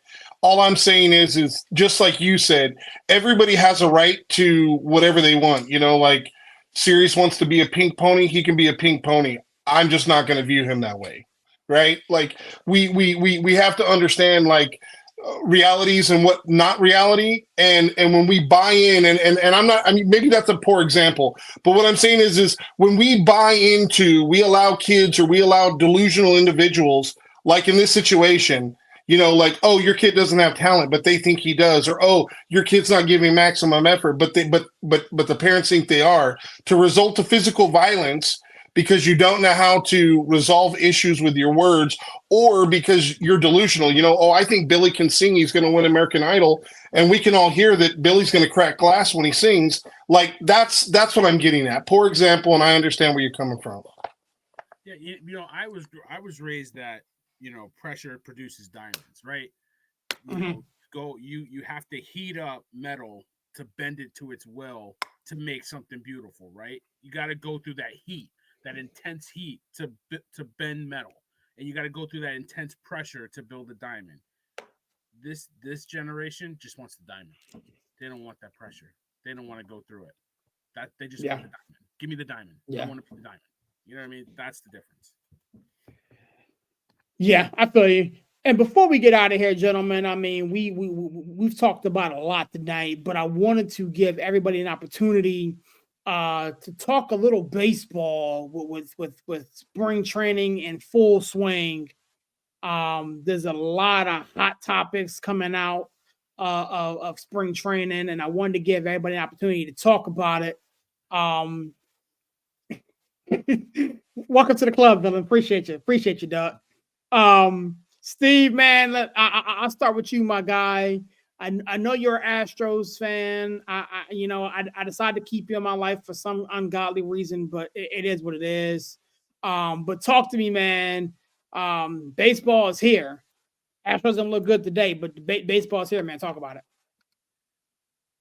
You're on mute, thank God, because I don't want to hear about the Astros. Yeah, you're on mute, buddy. Yeah. Okay, I'm good now. All right. So it's like, yeah, I love baseball. Baseball's here is great. I love baseball. I mean, what can I say? I mean, this is a time of year where I love it. You can see it, and it's just like I wish I could go down to West Palm or go out to Arizona and go see some spring training games. I mean, that's just how much I love baseball. I mean, but spring training is great because everybody has hope, except for the Rockies, the A's, the Tigers, the Royals, the Nationals, the Angels. Other than that, everybody has hope. But you see today, it's like Ohtani, like being Ohtani, doing his thing. It's like he is just modern day Babe Ruth. Like you can't. We have to invent more words to talk about like what Ohtani's doing, and it's amazing. He's just gonna hit. So if he's just gonna hit, if he's just gonna go to the cage and just focus on hitting, he might hit 60 bombs this year. If he's just hitting, which is crazy to think. It's because it's not like he's just an okay pitcher. He's like a very good pitcher. It's not like he's just he's a guy who like excels at both. And he's gonna be making $17.50 an hour for the Dodgers this year. So I mean that's great for the Dodgers. It's like I feel like this is the type of time of year where prospects, a prospect hits a 450, center field is like, oh, he's up, he's next up. We can't wait. Oh man, did you see, Jason Jones or Jason Dominguez, or did you see, Rick whatever like that? Did you see him hit that ball like against, some guy who, was, detailing cars like 2 weeks ago? Did you see him hit that ball like, halfway to the moon? But it's like we love that though. It's like this is the time of year where like hope springs eternal, except for the Rockies, the A's, the Tigers. I already went over that, but spring training is in full swing. That means baseball will be back soon, and I love it. It's just like I can't get enough of it. Like I said, baseball is the first sport that I fell in love with, that I understood the rules and could sit down and watch. So baseball will always have a special time, special place in my heart. So this time of year just always gets me all jazzed up and all ready. And I think all fans, even Yankees fans, should be excited with your additions and the health of Judge and stuff like that. Like I said, I'm an Astros fan. I love my team. I don't get mad at people for loving their team. I just want to put that out there. It's like people get mad at me and those trash can bang bang bang stuff like that. That's fine. I've heard them all. I'll hear more. I'm still gonna be an Astros fan. It's like I don't know nothing else. Just like the Yankees fans don't know anything else. A's fans should probably find something else to do though. Chandler, talk to me, man. I don't hate anybody for being a fan of the team, although I'd be willing to bet I know more Astro stuff than you because I go back to when the Colt 45s, but that's a whole other conversation. All right. I'll go back to when Joe Morgan played for that organization. I'm that actually old. I do love baseball. Yeah. I love spring training. I hate the fact that Oakland A's fans, who are some of the best fans in sports, are getting screwed over. Absolute best. I don't understand what the hell they're doing in Minnesota. So you have a center fielder, Byron Buxton, who you gave money you shouldn't have gave to. Okay, you should have traded him 3 years ago. Yeah. Okay, when he was at his peak of value, because you knew he couldn't stay healthy. Instead, you gave him a monster contract, and now you can't trade him. Hell, and he can't stay healthy. Just breathing, he gets hurt. And I'm not blaming him. He's just one of those guys whose body just breaks down on him. So you trade for Manuel Margot, who also can't stay healthy. So your backup center fielder for your oft-injured starting center fielder is an off-injured backup outfielder because that makes perfect sense. I mean, I know the AL Central is trash, but come on, Minnesota, what the hell are you doing, man? I mean, seriously, what the hell are you doing? It's mind-boggling to me how some of these guys have GM jobs. It is. You're right about Ohtani. I think he's just a good pitcher. I don't think he's great, but he is a fabulous hitter. I think Shohei Ohtani could literally hit 400 and hit 60 to 70 home runs in the same season. It wouldn't shock me if he did. And he could probably steal 40 or 50 bases. He's a gazelle on the base paths. Okay, we always talk about the unicorns and this and that. This kid is a unicorn. All right. I like what the Cubs did with Cody Bellinger, bringing him back. Yes. I thought that was a smart move. That was huge. I am not a fan of the fact that the Yankees got a $10 million fourth outfielder in Trent Grisham, but the Padres are now looking for outfielders. So let me get this straight, San Diego. You traded Juan Soto, right? Okay, fine. You got back a bunch of pitching. Okay, fine. But you traded an outfielder, and now you're constantly saying, hey, we need an outfielder. We need an outfielder. But you had an outfielder that you didn't have to trade. But, I mean, is it me? Is it me? You know, but listen, hope springs eternal, I guess. I love baseball, always have. It's the first sport I played. It was baseball. Same. You know, and again, I can run down. You want to get into trivia, I can go with you, bro. Chickens Evers a chance all the way through. All right. Baseball is it for me. This season is going to be amazing, and I'm gonna say this now. Watch out for the Kansas City Royals. They're gonna be scrappy. I agree. They're gonna be scrappy. You're not the first person to mention the Kansas City Royals to me. I had this conversation with a dude at work today, and he said Kansas City may shock a bunch of teams. Villain, you know, you and I have had discussions off air. It's time to bring those discussions on air. From one Yankee fan to another, I'm furious, but I'll let you talk. How you feel, man? I don't understand why you're furious, man. I just don't get it. Yeah, they need another arm. Okay, fine. But, I mean, if things go right, I think Carlos Rendon is healthy. He's in shape. You're going to get a number 2. I think Stroman at the 3 is pretty good. Nestor's healthy. He wasn't healthy last year. He's a really good number 4 on a lot of teams. So I think the rotation could use one more starter. I think Blake Snell is going to come to the Yankees on probably a 3-year deal, similar to Cody Bellinger's deal. I agree with Chandler. That was a great deal for both sides because not only does he get a short-term contract from the Cubs, it also has opt-outs in the first year and the second year.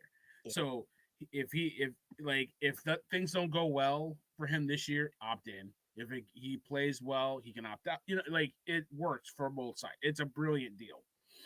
Almost as brilliant as the Ohtani deal, which is insane to me how they pulled that off. Hey, you want to just make $1 million this year? We'll backload it at the end of your career, Bobby Bonilla style. The Mets are still paying. It's Bobby Bonilla Day is coming up pretty soon, right? So for the Yankees, listen, I think it's a 1-year flyer on Soto. I think you got to sell him on New York, and hope he comes back. He's 25 years old, this kid. I mean, I'm 25 years old. 25 years old. Chandler, Minnesota had to do what they did because of payroll. And that's the problem with Minnesota. They had to cut so much payroll and get rid of guys because they looked at the numbers and they couldn't pay them. That's the problem in Minnesota. Beautiful stadium.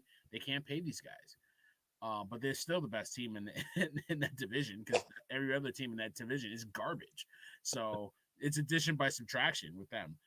The one thing that bothers me, listen, I agree I echo what Chandler said. Baseball was my first love. It's the first sport I played organized.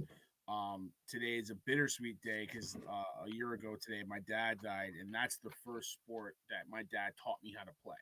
I have the picture somewhere in my house of him teaching me and my brother how to get into a stance and field ground ball. So it's like it's a heavy day, and it just baseball always reminds me of that, right? But so it's my first love. It's what I always cling to. But one thing that bothers me, why doesn't Mike Trout just leave?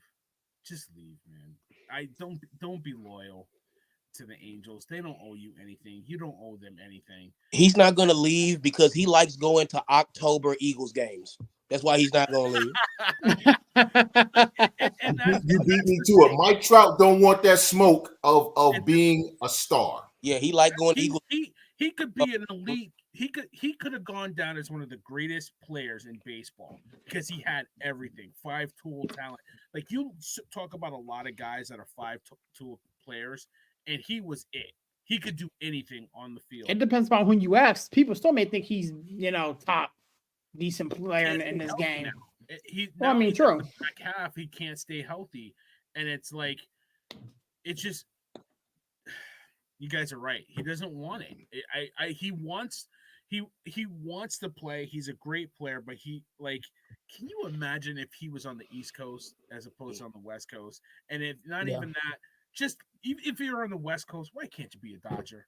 Why would you want to be an Angel? They don't do anything right. Even if he was a Cub, even if he was send him to Chicago. Yeah. Can you imagine him in Chicago? Oh my God.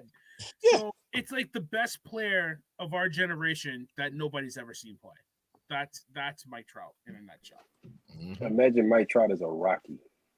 Dude, he would hit 7 billion home runs. And come on, Larry. No. Wow. And that team is good. Oh, damn. They are good. But wow. I mean, you could put him, you could pencil him anywhere in a baseball town. Like you could put him in Houston. You could have put him in Chicago. Don't put him in Houston. Yeah. Put him in Houston. Can you imagine him as a Cardinal? Yeah. Oh my God. How beautiful would that have been? Like St. Louis is one of the greatest baseball towns in the country. Can you imagine him on that team? Or Cincinnati. Cincinnati right now. Put him with the Reds right now. Oh my God.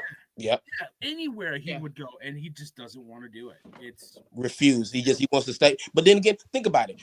Mike Trout has $500 million sitting in the bank. He gets to live in Southern California for most of the year. He can walk into a mall, and people will not be like, "Oh my God, that's Mike Trout." Right. It's like he got a pretty good setup, and like I said, and then he don't get to miss those late season Eagles games. You know what I'm saying? Mike Trout, like, I got this all figured out. But then the only ones that miss those games are the Eagles. But well done, sir. Well done. Like Aaron Judge can't go anywhere and not be recognized. Mike Trout can go anywhere and you play tennis? You're a tennis player? Like people wouldn't even know. You know what I mean? Like it's crazy, man. Meanwhile, his teammate Anthony Rendon, like, man, I'm just here for the checks, man. Like, it's like baseball. That's disgraceful. Like, you don't. I love this baseball stuff. Oh. You don't say that in public. You just don't say that. Yeah. Like, it's a job. I'm just here. Like the Marshawn. I'm here so I don't get fined. I'm just here so I don't get fined. Like you don't say that. You just don't say it. No. And that is the problem.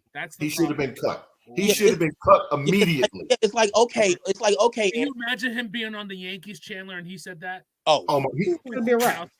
But again, he can get away with that playing for the Angels. Could you imagine? Could you imagine if he played for the Boston Red Sox and said, "Well, baseball really ain't that big of a deal." Who the hell it's like my family. He came from DC.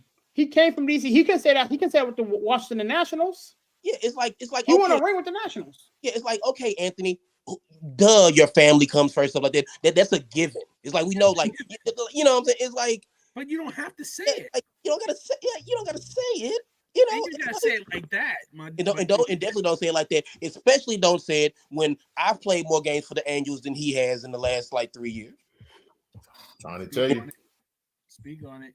I'm telling you, if he was in Boston, if he was in New York, I mean, Baltimore's not a joke. They take their baseball pretty seriously. Like these, they would boo him. Boston would boo him down the Mass Pike. Yeah, he couldn't go nowhere in Atlanta if he said that. If he's playing for the Braves, he couldn't go nowhere in Atlanta. Nowhere. Anywhere in We talk about St. Louis. Those fans, while they're great, they would turn on him very quickly.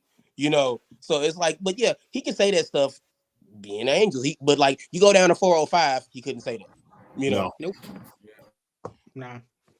With that being said, gentlemen, we have reached the tail end of today's episode of today's show, man. I want to thank you all for coming by and kicking. I can't chime in on the baseball. Oh, you know, I've done that to you so many times today. So many times. Talk to me, guy. Hey, I'll make it. You know, hit the deal. In your defense, I can only take one Astro fan talking to me, and I got two of y'all sitting here. One of y'all get the cut. What up, like? It's three too many Rockets fans. I didn't know there were that many Rockets fans in the world. So let's go. Let's go. Bing bong. Hey, I'll make my baseball soliloquy real quick. Don't worry about it. You know, Barry's just gonna protest the Rockets fans being in the building, but he's not gonna protest what took place in Knicks fans finally. Hey, I will say this. I wouldn't mind seeing Mike Trout coming to the Astros. You know, he could have a field day in them Crawford boxes, and he could keep that $750-something million with his no taxes. I wouldn't mind seeing that, and we would definitely love it. We could charter him a plane to them Eagles games. But like I said, I'm glad baseball season is about to start. I will tell y'all, everybody talked about their sleeper teams. My sleeper team is the Reds. I want to see what Ellie gonna do. I want to see what a full season of Ellie gonna look like. And I'll wrap it up with a short prayer. I just want to say, please, sweet baby Jesus, can Lansome Colors make it through a full season? No. No. Please. Please. Please. That's all I ask for. Cut back on his game. Cut back on his pitch count. Can't go into another season thinking he's going to be that back end starter, and he's hurt once again. That's all my final say. Yo, I forgot about that guy. That's crazy. But anyways, with that, stay hurt. He one of the best big game pitchers, but stay hurt. You stay hurt, dog. Stay hurt, man. We're gonna talk a lot more baseball, obviously, as the season gets up and going, man. I think we got a great group of guys here who really love baseball, and we can definitely talk about it. I know Harvey, that's his sport. So we'll get Harvey back in here, and he'll be able to talk baseball with us. He's a Braves fan, so that should be fun. With that being said, we reached the tail end of the show, man. Larry, thanks for coming by, kicking it with us, man. Give us a plug and a closeout as you shut it down, my guy. I just want to say thank you guys for giving me the invite. It's been a pleasure. I enjoyed every moment of it. And like I say, thank you guys again. Yes, sir. Yeah, we'll get you back in here sooner rather than later, man. Steve, you know what to do, my guy. Give me a plug and a closeout and shut it down, my guy. Yeah, I mean, once again, great. You know, to paraphrase Jay-Z, you know, you could be anywhere in the world right now, but anybody watching and listening, you're here with us in the boardroom, so we appreciate it. We really do. Could be doing a lot of other stuff right now. I'm about to go and watch the end of this Texas Tech game against my better wishes. Like I said, I love talking sports with people who love sports. You know what I'm saying? Sometimes you talk sports with people who I'm not even sure if they like sports. They just like to argue. Mm-hmm. You know, it's like, do you know anything about what you're talking about? You know, that's why I always say that I love being able to talk sports with people who love sports and know sports. I do want to say one thing. I know we talked about football, but I want to talk about football. Erling Haaland scored 5 goals in the game today across the pond. And that is the equivalent of, you know, dropping 80, you know, in the NBA game, you know, or scoring 5 touchdowns in a, you know, NFL game, in an actual American football game. And like I said, I know we're not going to talk a lot of soccer on here. Soccer is a sport that I've grown accustomed to and I've grown to love. And I just wanted to give, you know, that little blurb about like what happened there, because that's something that don't happen all the time. And Erling Haaland is one of the best soccer players or football players in the world. But guys, until next week, I just want to say God is good, water is time, and Wu-Tang is for the children. Holla at you. Mm-hmm. Yes, sir. Throw them W's up. Chandler, you know what to do, my guy. Give us a plug and a close out and shut it down, my man.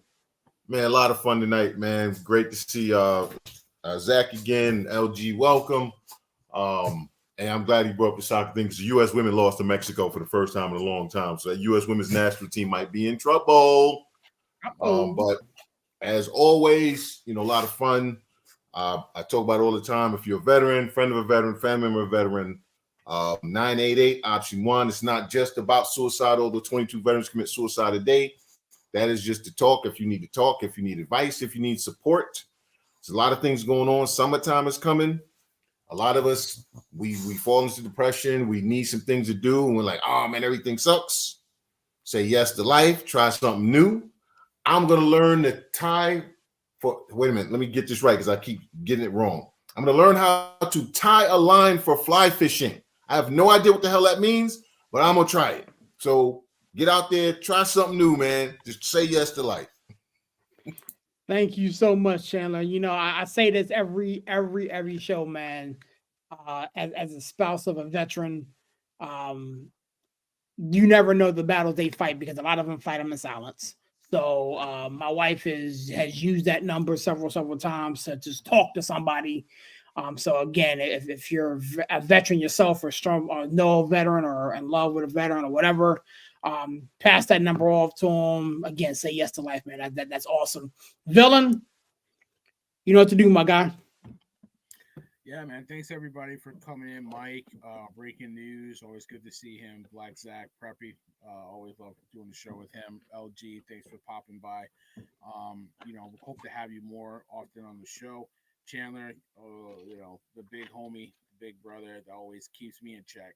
At least, make sure when he called me, he always said, "Hey, man, what the hell's wrong with you?" You know what I mean? That's the big homie. So, shout out to him. Shout out to all the chefs out there, Sports City chefs doing their thing. First, hey, happy birthday, Sirius. Happy birthday, my guy. All right, everybody, let him know it's his birthday today. So, working on. I don't work on my birthday. He did. So he thinks he's better. You ain't better than me. But no, I'm kidding. But listen, we got big things planned for this. It's so funny. I was out at my son's basketball game last night, and people were like, "Yo, where's the merch, man? Where's the merch?" I'm like, "Dude, we're working on it, man. It's a work in progress. We're doing our thing." So we got big things popping around here. So I appreciate doing the show with you, Sirius. God bless. Let everybody love up on somebody, man. Don't be afraid to tell somebody you love them. Except all the Rockets fans. We don't love y'all. We're done with you, sir. We're done with this guy. Turn his mic off. OKC is gonna give it to you tonight. They're gonna give you the business. They should. They're better than us right now. Listen, LeBron, you started it with your kid. Don't walk it back and delete tweets, man. You started it. I wanted to get to that. I wanted to get to that so bad. The time got away from us, man. But I may have to do a special show just to talk basketball because that was wild. That was wild. God bless you to you and your family, man. Have a good night, bro. Yes, sir. All right, my dude. I'll holler at you. Yo, man, it's your boy Sirius repping that 412 and the 703, man. It's such a privilege and a pleasure to do this with you guys on a regular basis, man. Shout out to everybody who's been rocking with us. The Executive View, man. I mean, again, I love doing this, man. And it's a privilege to do this on my birthday. I don't talk about my birthday often because I like to give and like to, shine a light on other people. Pleasure to meet my man Larry, man. I knew this brother for years. Beat him in fantasy football several times, and now he's sitting there kicking it with us, man. So pleasure to talk with this guy, Chandler, man. Shout out to you. Breaking news for popping by, Mike. Everybody who's rocking with us, man. Shout out to everybody who's been helping me get this off the ground, man. My homeboy Jared from Nonsense and Deep Thoughts, my man Corey, Aaron, and those guys over there doing their thing, man. I popped over on their show yesterday. The end. It's about community, man. It's about community, man, and I love doing that. With that being said, it's such a privilege to tell you guys, man. God bless. I catch.